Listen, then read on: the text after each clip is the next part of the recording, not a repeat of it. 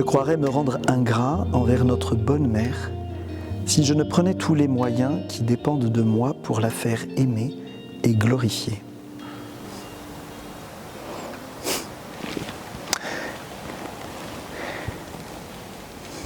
Dans cette phrase de Michel Guérin à son confrère, il y a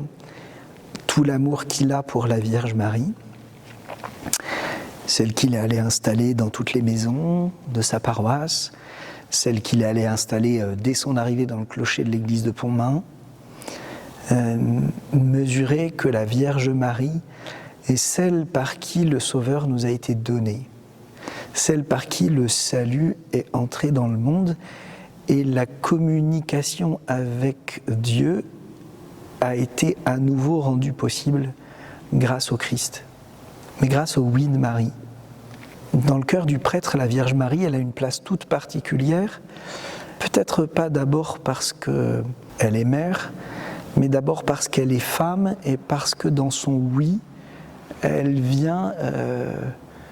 nous donner l'audace et le courage de redire ce oui qu'on a dit au jour de notre ordination, parce que ce « me voici » que le prêtre dit le jour de son ordination, il est un écho de tous les « me voici » des prophètes de l'Ancien Testament, qui a un écho dans le « que tout se fasse pour moi selon ta parole » de la Vierge Marie à l'Annonciation. Et donc forcément, elle a une place particulière dans le cœur de Michel Guérin, comme dans le cœur de chaque prêtre, parce qu'elle est celle qui nous a donné Jésus, parce qu'elle est celle par qui le salut a été rendu possible, et parce que d'une certaine manière, on mesure assez bien notre capacité à ne pas consentir à la volonté de Dieu, et quand on mesure ça, on est saisi par le oui de la Vierge Marie, qui est un oui qui a entraîné une capacité à pouvoir être lapidée parce qu'elle était enceinte alors qu'elle n'était pas mariée, à être mise au banc de la société, parce qu'elle est aussi celle qui a accompagné Jésus, le cœur serré par la peur, mesurant ce qui allait arriver, parce qu'elle est celle qui a accueilli son fils mort au pied de la croix, parce qu'elle est celle dont le oui tient au oui.